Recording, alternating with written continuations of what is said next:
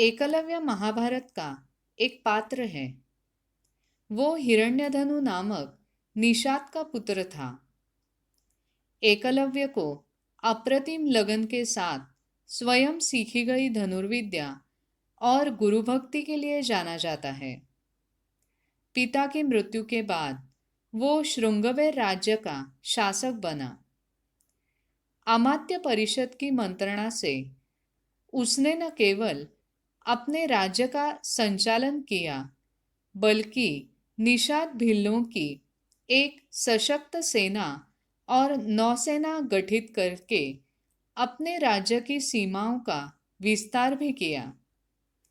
महाभारत में वर्णित कथा के अनुसार एकलव्य धनुर्विद्या सीखने के उद्देश्य से द्रोणाचार्य के आश्रम में आया, किंतु निषाद पुत्र होने के कारण द्रोणाचार्य ने उसे अपना शिष्य बनाना स्वीकार नहीं किया। निराश होकर एकलव्य वन में चला गया। उसने द्रोणाचार्य की एक मूर्ति बनाई और उस मूर्ति को गुरु मानकर धनुर्विद्या का अभ्यास करने लगा। एकाग्र चित्त से साधना करते हुए अल्पकाल में ही वो धनुर्विद्या में अत्यंत निपुण हो गया। एक दिन पांडव तथा कौरव राजकुमार गुरु द्रोण के साथ आखेट के लिए उसी वन में गए जहां पर एकलव्य आश्रम बनाकर धनुर्विद्या का अभ्यास कर रहा था। राजकुमारों का कुत्ता भटक कर एकलव्य के आश्रम में जा पहुंचा। एकलव्य को देखकर वो भौंकने लगा। कुत्ते के भौंकने से एकलव्य की साधना में बाधा पड़ रही थी, अतः उसने अपने बाणों से कुत्ते का मुंह बंद कर दिया। एकलव्य ने इस कौशल से बाण चलाए थे कि कुत्ते को किसी भी प्रकार की चोट नहीं लगी।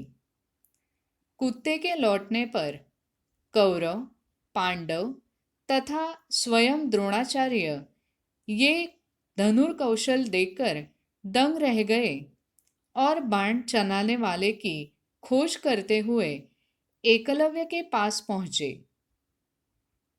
उन्हें यह जानकर और भी आश्चर्य हुआ कि द्रोणाचार्य को मानस गुरु मानकर एकलव्य ने स्वयं ही अभ्यास से ये विद्या प्राप्त की है।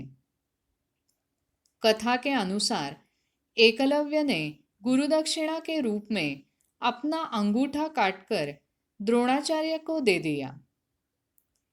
इसका एक सांकेतिक अर्थ ये भी हो सकता है कि एकलव्य को अति मेधावी जानकर द्रोणाचार्य ने उसे बिना अंगूठे के धनुष चलाने की विशेष विद्या का दान किया हो। कहते हैं कि अंगूठा कट जाने के बाद एकलव्य ने तर्जनी और मध्यमा अंगुली का प्रयोग करके तीर चलाना सीखा। यहीं से तीरंदाजी करने के आधुनिक तरीके का जन्म हुआ। निस्संदेह ये बेहतर तरीका है और आजकल तीरंदाजी इसी तरह से की जाती है। वर्तमान काल में कोई भी व्यक्ति उस तरह से तीरंदाजी नहीं करता जैसा कि अर्जुन करता था।